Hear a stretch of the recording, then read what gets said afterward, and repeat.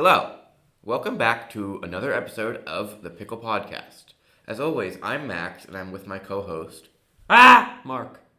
and I are here today to discuss pickles once more, as I'm sure you know, based upon the title of this podcast.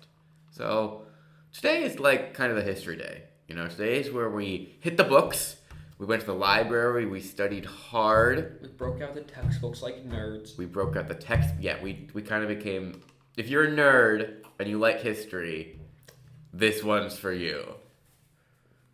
Yeah. Nerds. But anyway, there's actually a fairly fascinating history about pickles.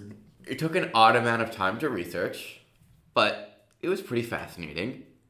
So today, we will be presenting it all to you. And hopefully you will learn a little bit more about pickles. And also, so the first half, how about you break down how this episode's going to be like? So, a majority of this is probably going to be about the history of pickles, like how they came to be. Then we're going to probably talk a lot about the history of in New York. Yeah. Which can segue to the movie we watched, An American Pickle, starring Seth Rogen and his co-host, Seth Rogen. Yeah, Seth Rogen plays two versions of himself. Well, not of himself, but it's written by Simon Rich, which doesn't mean much to most people, but he wrote Miracle Workers, I'm pretty sure. And not important. It's based on a book by him that I read. Anyway, American Pickle is pretty good. It's funny. And it does have some actual history connected to it, which we researched. Mostly like New York stuff in the 1920s. Yeah. But we're going to start with earlier, BC stuff. Before Christ. Yeah. Before Common Era? Which one do you go with? I say BCE and AD, which I don't think is the mix. Yeah, because BCE is before Common Era, but AD is after death. Yeah. So what's the new AD then? Because I know that BC is CE? CE? It must be just CE, Common Era. Yeah. BC and AD, BC. Yeah, it's just C. Okay, so guys, when we're talking about years here, we are going to go with BCE and CE. Pickle Podcast official announcement. Sure. I hold no promises. Yeah, no promises. As a deeply religious man myself. Yes, that's who Mark is. Mark prays to pickle gods, actually. Yes, Jesus was nailed to a big pickle. Mm-hmm. It's actually like an Easter egg in the Bible for close readers. You gotta use your brine. It's on the Bible, and hidden ink. You rub it, right, and then it'll reveal. Just like using lemon juice on the back of the Declaration of Independence in the hit film National Treasure, right, starring Nicholas Cage. It's very strange because Mark said it first, but I was about to say that. Nicholas Cage. I feel like there's probably a movie where Nick Cage eats a pickle. There's a movie about Nick Cage being Nick Cage. Right, but that doesn't serve the Pickle Podcast purposes. I'm sure there's one where he eats a pickle. Yeah. Okay, let us begin the episode. Not that was not a very good segue into literally the beginning of history. So about 6,000 years ago, I think? 2030 BC. Yeah. Pickles are first found in the Tigris Valley. Yeah. We said BC. You were supposed to say BCE, Max. We're just keeping everyone on their toes, Mark. All right. Never know what you to expect in the Pickle Podcast, bro. But yeah, so 2030 BCE is a long time ago. And that's when the idea of pickling was first found. Obviously, that was when cucumbers were first pickled. Fermenting probably happened before that, honestly. Yeah. I would assume. But the first time that there's noted history of cucumbers being pickled is back in the Tigris Valley in 2030 BC. Yeah. Fermenting is 7,000. Yeah, fermenting is one of the first things that people do with fruit. Yeah. But so obviously cucumbers are just they're easy to grow. They taste pretty good. They're kind of universally fine. I don't think anyone has strong opinions about them. My dad does. Really? My dad does not like them. Strange. But anyways, so they were kind of an obvious option to pickle because it just lasted longer. They didn't do it for taste or anything. It just lasts longer. And it happens to taste very good. And then it branched off to more stuff today where you can see pickled tomatoes, pickled jalapenos. Yeah. Which actually doesn't it lower the spice count on a jalapeno if you pickle it? It does. I think that's why they put it on nachos? In nachos, yeah. Yeah, we had nachos the other day. Yeah, Mark had a last episode, I don't know if you recall, but we talked about how Mark never ate a jalapeno. I ate a jalapeno. Mark ate a jalapeno. Just for you guys. Yeah, definitely just because I wanted nachos, and I said, sure, I'll try it. Yeah. They're okay. But anyway, pickling started, the first real record of it, and it kind of was very important all throughout history. They were loved by Cleopatra, Julius Caesar, and Napoleon because I guess this is not a modern thing, but there's this idea in Cleopatra's time and Caesar's time and Cleopatra and Caesar, but at Napoleon's time that pickles like made you stronger and were like an important part of your diet. Like Cleopatra had like a very specific diet because she wanted to like live longer and be healthy and stuff. And pickles were like a oddly large part of that because there was like a belief that it was going to make her more healthy and like make her better and stronger. And then Julius Caesar, who would give pickles to all of his troops, and obviously he had pretty good troops. But Cleopatra lived to like 40, but for that time, pretty good, I guess. That's pretty crazy. All because of the pickles, bro. Yeah. But yeah, so like Julius Caesar, it's fascinating. I read this whole article about it. Like, he would like give pickles to all of his troops, and they were like required to eat them because of some like insane belief that it would make them stronger. Yeah, I mean, I'm going back to like pickling with troops. Like Napoleon himself, he pickled for his troops, but that was not to make them stronger, more just to have long-lasting food on the battlefield. They would like. It's kind of what pickling's whole purpose was before fridges were in. Stuff was easy. The reason pickling was so popular is because they're always trying to find ways to preserve things. That's why like salt trade is super important because salt is preserves. All the stuff on like when like ships were coming to like America. Yeah. Like they salted literally everything. Yeah. Just so it could last. That actually goes into Columbus. As everyone knows, Christopher Columbus, the not so good person, but anyway, he brought pickles to America. A lot of them. In fact, he like stopped in I think it was Haiti to grow cucumbers to make more pickles. Really? Yeah. I didn't know that. Because they were running out. And like it was very important whenever like during the age of exploration, like the 1400s, pickles were on like every ship. They were like a crucial aspect of most big sort of trips because they were so important. Because they lasted long and tasted pretty good. Yeah. And so it's actually interesting because I'm going to mess up this pronunciation. But Amerigo Vespucci, the person who America's basically named after, like he discovered whatever, didn't actually discovered America. But the person, big air quotes. Yeah. You can see it on this audio show. Yes. The person who America's named after was also known as like the pickle dealer. He was like known to deal pickles. And he like supplied Columbus with pickles. Sounds so wrong. He was basically like a pickle pirate, is my understanding. Like that was his thing. He was like a pickle dealer. I don't know. Seems like a legend. Probably a terrible person, I would assume. But yeah, he like supplied Columbus with pickles, and it was a whole thing. And then back to Napoleon. Napoleon paid just like random chefs a whole lot of money to figure out the best pickling method. And from that, we got glass jars. Yeah. Which are, iconic pickling method. Yeah. And jamming method. And jamming. Yeah, no, this same chef discovered that. Oh, really? Yeah, because, Napoleon would send his troops out for a long time in the winter. What a guy. What a guy. But, yeah, they needed food that would last a while. And obviously there was no fridges or anything. Should have sent him to the Bill and Ted future where he got to eat the ice cream. Then he would have known about freezing. That's true. Bill and Ted would have helped a lot.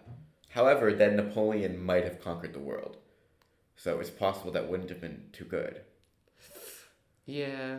Because would we be making this podcast if, Napoleon won or whatever?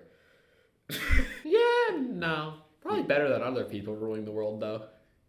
I mean, I guess. I don't know. You took Euro. I did not.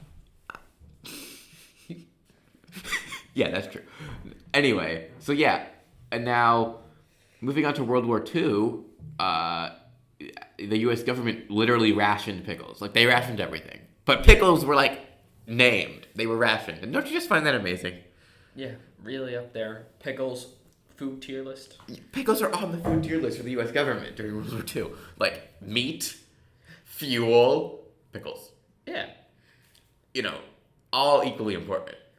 We're Exactly. doing like the hand thing where you Yeah. you can't see Audio it. show. Podcast. All right, so we're gonna bring up this visual thing of the Yeah. pickles now. We'll include a picture on the Instagram post, okay? Of us going with our hands. I hold no promises. And then you'll understand.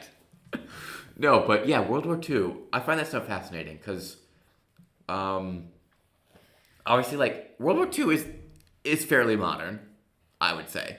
It's definitely the most recent huge war. It's modern history basically. Yeah, And definitely like the biggest war. pickles are still like crucial. But they still didn't have better methods. We still don't, honestly. Yeah, because fridges are very much so stationary. Yeah. And Well, there's like there's, coolers, I guess. But can't really like. Oh yeah, I bring my picnic cooler onto the battlefield. wait, that would be so funny if you joined the army. That would be who you are. I show up with the picnic cooler You with a got Hawaiian the food. shirt. You have the food. Like there's nurses, there's soldiers, and then there's Mark. I'm the hot dog cart guy Yes. on the battlefield. He just runs across the battlefield and gives people food. No sides, Whoever needs the food gets the food. Yeah, and everyone knows not to shoot. Right. Everyone's like, all right, yeah, I want a hot dog. Mark is a neutral party. He's just providing food. I don't know. I mean, this is a little off topic, but I always love when like stuff that happens in history is like sort of funny in like a war. Like during like World War I about like like the Christmas soccer game. Yeah. Like that's just fun and interesting to me because it shows how like I guess humanity doesn't need to fight always. They can just have fun. That's relevant to pickles. Yeah. Pickles unite us. Food unites us, really. Yeah. I think that's kind of like, you see that all throughout history. Yeah. Food unites. Yeah. I mean, America, like the melting pot garden salad analogy that it is. Yeah, like our one real culture is food, to be honest. Yeah, and it's a bunch of different. Yeah. And we have good food here. Like, we have good food. Yeah. I think, but we have so much food. We have a lot. Did you know Americans enjoy food? Shocker. Shocker. We're Americans, by the way, guys. No, I'm Canadian. No, he's not. What? That was a random noise, dude. That was not. Hey. Okay, back to World War II. We were just talking about how fascinating it was that the U.S. government literally rationed pickles. Because, I don't know, like, I have this stat. 40% of the nation's pickle supply, which I guess the nation has a pickle supply. I did not know that, but 40% of it went to soldiers. Interesting. I mean, I guess that makes sense. As like New York was a big shipping area. Yeah. Big pickle, easy to ship, probably. But, like, do you think there was a guy that was in charge of just, like, making sure the pickles went to the right places? I guess so. There is like funny position and operations in the military. Like, I watched a movie yesterday, Operation Mincemeat, where they just used during World War II to trick Germany that they were thinking they were going to invade Greece when they're actually invading Italy. The British used a dead body to make the disguise it as like a dead person, like basically made a fake backstory and all that, just to like trick people, their army, to be in Greece so they could invade Italy easily. Oh, that's disturbing. It is funny and It's fascinating. funny. There could be a pickle person, is what we're saying. Yeah. We kind of skipped over, but pickle, the word pickle, comes from the Dutch word pickle, or northern German pickle, which literally, it just means salt or brine, because that's kind of like what pickling is. That's where it comes from. So it's very Dutch, I feel like. Yeah. Which makes sense because the Dutch were settled New York mostly. Yeah. And that's where pickles are huge in America. Obviously pickles didn't start in America, but... Yeah, I mean, I associate a lot of like Jewish American culture with like New York, the pickle. Yeah, industry. like I don't know how common pickles are in Israel. Yeah, like it's I mean, mostly they're Jewish. there. It's a Jewish American thing. Yeah, I mean that goes back because our sponsor of the podcast, Yeah, that's true. she got us pickles from Colombia. She did. We haven't tried them yet. We probably should try them soon. Well, we wanted to wait till next week, Yeah. but like she said, she had a little trouble finding them. Yeah. Because they're just not common. Like, Yeah. most other pickled things might be common, like maybe a tomato or something. A jalapeno maybe. But like the specific cucumber being pickled isn't common a lot of places. Yeah. I would say it's a known, like most people have heard of it, I would say. Yeah.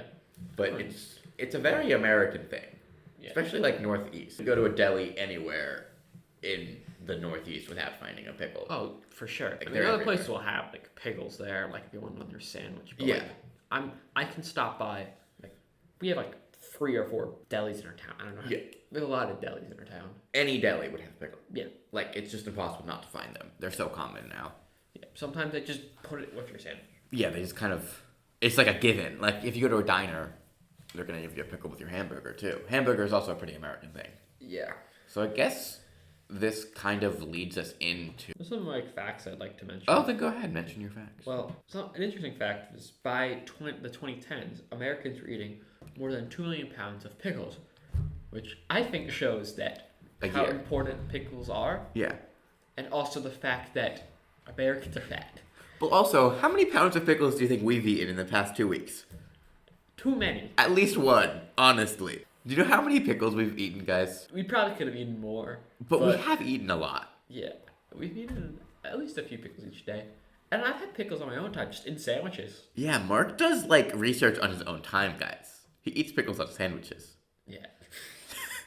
Research. That's his homework when he gets home. Yes, sandwiches, the one thing I'm pretty good at making. Mark's very good at making sandwiches. I love sandwiches. He's also good at making milkshakes. No, we're not having this discussion. So yeah, so that's a step. Oh, here's another fact I forgot to mention. The Dallas Cowboys, the American football team, they won a game 41-14 on a day when temperatures reached 100. Oh, I read that totally wrong. The Eagles beat the Cowboys 41-14 on a day when temperatures reached like 109 degrees Fahrenheit, which is very high. I don't know the Celsius conversion. I assume most of our fans are American. I'm pretty sure it's probably around in the 40s. It's very hot. And so then the Eagles like credited their endurance and ability to win to like drinking pickle juice before and during the game, and everyone was like, okay. But then they did a study at Brigham Young University, which is a college. Yeah. And they backed the claims with science, and they showed that, quote, knocking back pickle juice relieved a cramp 45% faster than drinking no fluids, that seems obvious, and 37% faster than water. Just drink Gatorade. Yeah. I have to imagine Gatorade's better. But pickle juice does something, I Yeah. guess. If you're curious, the Celsius conversion is 42.7 repeating. So yeah, it's about right. It's high. It's Too very hot. hot. It's way Burning. too hot for football, for being outside. Okay, so I guess that sort of leads us into our next segment. Yeah. So we will be right back with that. Okay, welcome back. I'm sure you didn't really leave. If you did, I hate you. that's not true. We love everyone that listens. Let us know what you do in between segments, because we don't, do anything in between segments. We hit the pause button, And then we drink hit water, drink water. then hit play. Yeah. I'm gonna drink water now. Glug glug.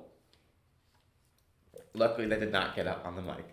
But yeah, let us know what you do in between segments, because I'm curious. Tweet at us. Tweet at us, email us, Respond in our comments. DM us on Instagram. Fight us. But YouTuber boxing. if you find us and you give us a pickle and then say, now I want to fight you, legally we have to. Yes, it's written in our contract. It's written in our contract with the Blood. company that we totally have. Yeah. Pickles Yeah. Incorporated. But you have to give us a pickle. If you just say you want to fight without a pickle, Yeah. doesn't count. The pickle is not relevant. The pickle does not have to be used as a weapon. But It's an option.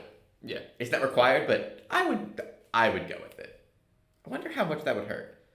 Get hit by a pickle? But like a really solid pickle, like a giant one, and slapped across the face, that would not be pleasant. Would not be pleasant because you're getting hit. And the vinegar could get in your eye. Yeah. Ooh. I feel still think like the giant cucumbers would probably hurt more. Giant cucumbers do hurt. Because they're way more hard and like firm. Giant cucumber sword fights are really fun. Yes. I would know. I haven't done it. I have with my sister, who might be on this show sometime. Yeah. Wow, she's walking in right now. Hello. She's not. Yeah. But she doesn't eat most food. She really likes pickles, though. I think. Maybe. She did last time, but I don't know. It's your sister. it is my. You know her. I know, but I don't know her food habits that Does well. your sister like pickles? Yeah. So there you go. Okay. A common note. Sisters love pickles. Except for when they don't. Okay, anyway. They're not real sisters then. Oh no. Okay. Alright. So now we're going to talk about our next segment, which is it's a two-parter. It's a two-parter segment, basically. Yeah. First part, movie review of An American Pickle, and then we'll move on. Second part, can we actually do what was in American Pickle? What is the history of American Pickle? What is the reality of it?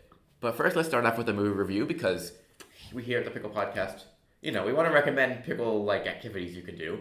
Yeah. And one of them could be watching this movie. So how about you start us off, Mark? So we watched in American Pickle. It starts off with Herschel. I don't know what they're like. Greenbaum.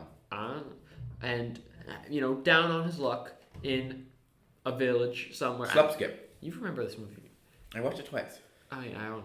So he was in the village, and then he found the love of his life. Sarah. Yes.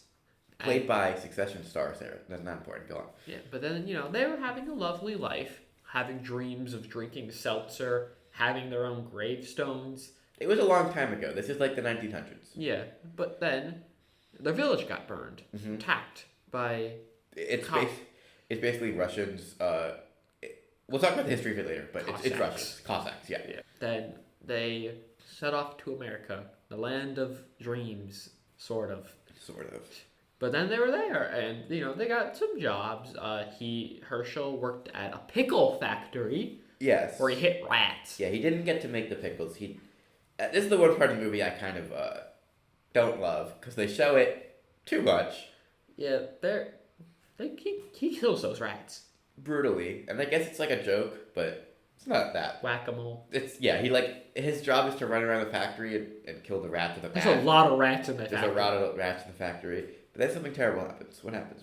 He falls in the pickle brine and gets preserved for 100 years. And in classic movie fashion, the second he falls in the pickle brine, someone comes into the factory and says it's like closing, and it's no one heard the giant splash. No one hears it, and the factory's closed for 100 years. So skip to Brooklyn. By the way, this all is in Brooklyn. Yeah, like 2021? 2020, 2021, whatever. Yeah, around then. And some kids playing with their drones. Because, modern technology. Yes. Sort of that's what we call a symbol. Yeah. Are in the factory and open it up. And then, oh my god, Herschel pops out after being submerged in pickle. You're one of those kids. What do you do? Run. Run? Yeah.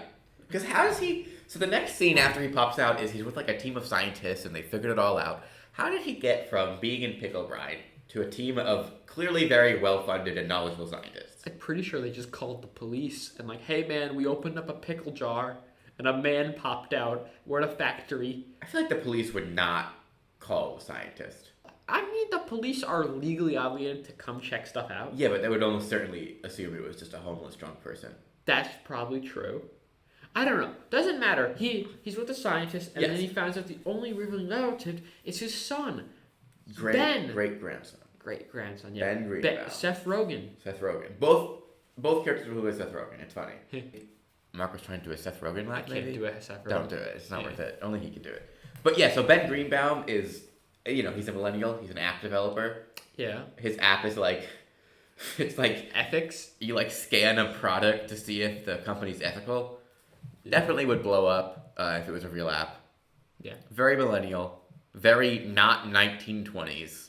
Yep. So obviously there's a little tension there because Herschel wanted the family to be very successful. Yeah. Which Ben has a very nice apartment in Brooklyn. Oh yeah. For whatever money he has, yeah, he's a very nice apartment. Yeah. I would argue he's successful. He doesn't have a job or friends or seemingly a love life or anyone close to him. But he has a very nice apartment. Yeah. He has speakers. There's a scene where there's a dance party in the apartment. He has a nice sound set. Anyway. That's sort of the synopsis. So everyone else was pretty successful. Lawyer, attorney, bank account, whatever. Classic, jobs. Or you make money. Yeah. But, that's you can check out the movie if you want to know more about what happens later. But what did you think about it, I thought it was pretty funny. It was a pickle movie. It was a pickle movie. It definitely had the standard of pickle movie, way more so than I remembered. Because I watched this when it first came out during the pandemic, like July 2020. And then I kind of forgot it existed, but then we watched it again for the podcast. It's oddly relevant to pickles. Yeah, I mean, Herschel makes pickles out of rainwater, salt, and cucumbers he found in the trash can. Cucumbers he found in the trash can, and jars from the trash can too. Yeah. So it's very pickle-y. I thought it's a pretty good movie. It's fun. Yeah. I really like Simon Rich. He's a great writer. Yeah. It's fun and charming. It knows what it is. Yeah. If you're looking for just kind of an easy watching fun movie, I mean that's what all Seth Rogen movies are. Yeah. But this is less of like a stoner raunchy comedy than most Seth Rogen movies. Yeah, this one's just a fun down on his luck Seth Rogen movie. Yeah, it's a fun movie. It's good. It's not too long too. It's like 90 minutes, I think. Yeah. HBO Max is on. Good movie length. Yeah. 90 minutes or less is perfect movie length. If you're going longer, you have to work for that time. You really gotta know what you're doing. Yeah. Not to say that most people who make movies don't know what they're doing, but if a movie feels long, it feels it's long. Bad. I watch a lot of movies. 90 minutes is a perfect length. But anyways, yeah, it's a pretty good movie. So, if you're listening to the podcast, you clearly like pickles.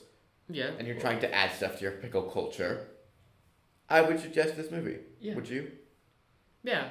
Okay. I suggest it as a movie, not as a pickle movie, though.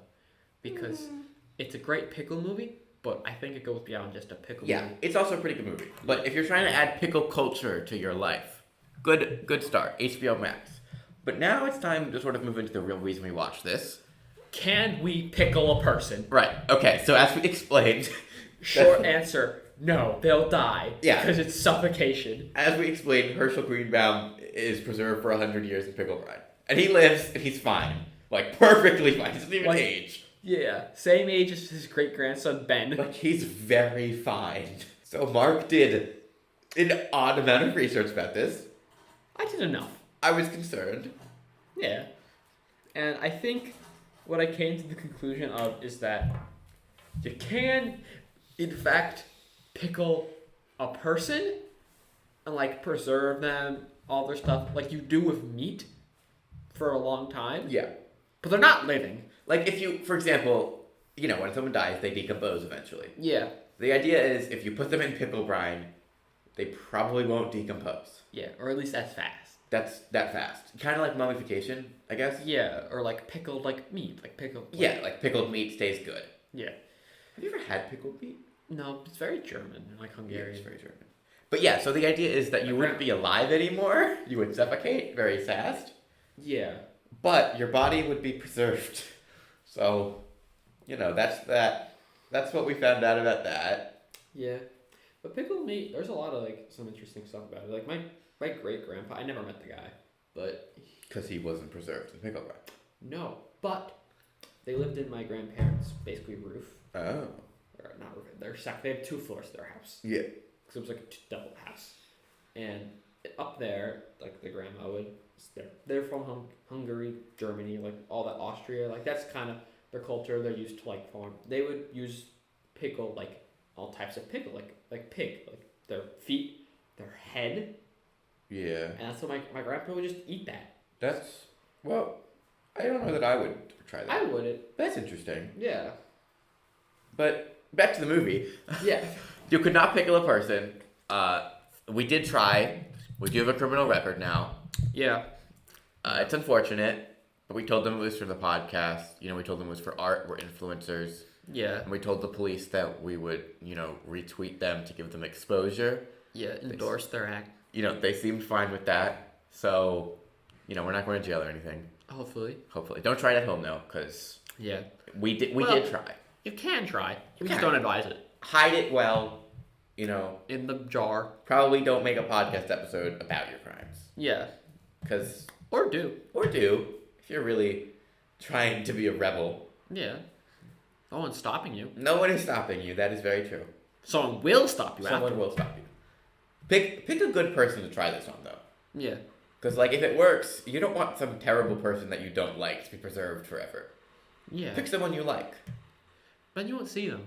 That is true. But maybe, Pick a pet so you can live with them forever. that's disturbing, though. Yes. Because you don't want that. Yeah. They would be confused and get bored. Do you think he was asleep in the pickle brine? Stasis, maybe? Because, like, they don't explain... Was he in a coma? I don't know what he was... Like, okay. Was he just pickling himself? The obvious connection is Captain America, right? Yeah. Who is literally frozen in a block of ice. I assumed he was just unconscious for all of it. Yeah, he's, like, probably just asleep. But wouldn't Herschel, like... It's interesting. I wonder what he is. By the way, the Captain America thing also does not work. Oh yeah, if you try to freeze a person, I think there's a higher chance that they'll die of freezing than they will die of pickle. It also happens in Austin Powers, right? He's frozen. So? I haven't seen Austin Powers in a while. It doesn't work. The Captain America thing. The Herschel thing doesn't work. Yeah, rainwater pickles though. What? Rainwater. Yes. Okay. We We tried. In the movie, Herschel Greenbaum wants to start a pickle company, basically, but he doesn't have access to anything, I guess. Yeah. So he uses rainwater. And We tried. yeah, It rained basically for 2 days straight. literally, not even really. Like, Not really. It looked like it was going to rain. There was It rained everywhere else except for our area. there was like a tornado warning.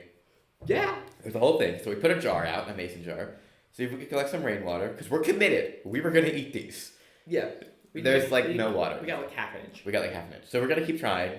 Yeah. Keep that on your mind. Eventually it's going to happen. Make sure, clean the jar good and all that. Make sure it's the most sanitary it can be before we eat rainwater pickle. But cucumbers are not from the trash, we'll say. Yeah, we're not getting trash cucumbers because... We also want to know, how did he just make pickles with salt? Because Yeah. we've been trying. All he did in the movie is he put cucumbers in rainwater and salt, closed it for it seems like 2 days, Yeah. and then they're some perfect, very sour pickles.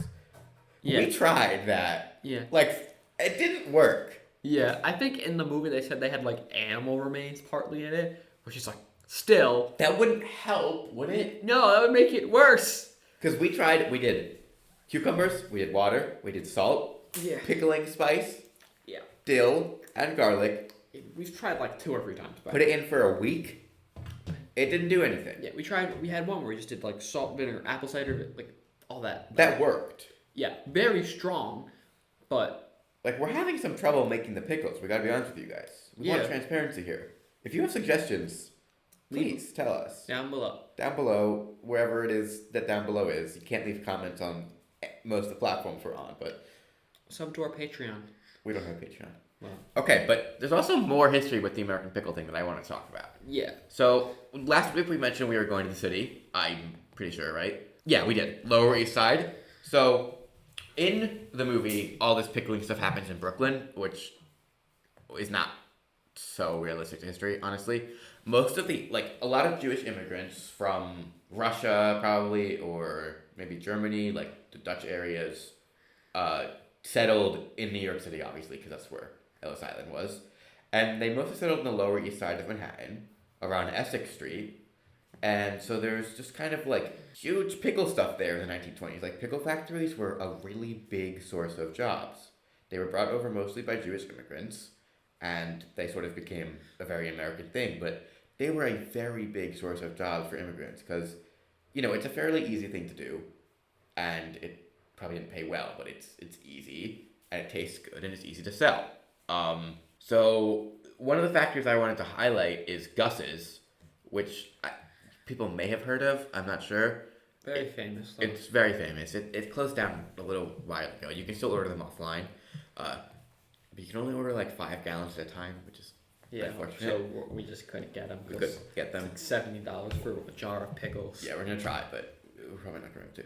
So basically, this is an immigrant who sold pickles on the street right out of the barrel that he was making them in, and they did well enough. And then they open a factory, and now it's a semi-world famous company. People have heard of it. Definitely people in Manhattan have definitely heard of it. Yeah. People who are in the food scene have definitely heard of it. It's fairly famous. If you want, if you are a person who has a lot of pickle stuff at your restaurant, you probably heard of Gus. Yeah, you've definitely heard of it. They sell at restaurants mostly now because obviously it's like they sell 5 gallons at a time. That's not for individual consumption, really. And then moving on, sort of, but back to like the Essex Street stuff in the Lower East Side.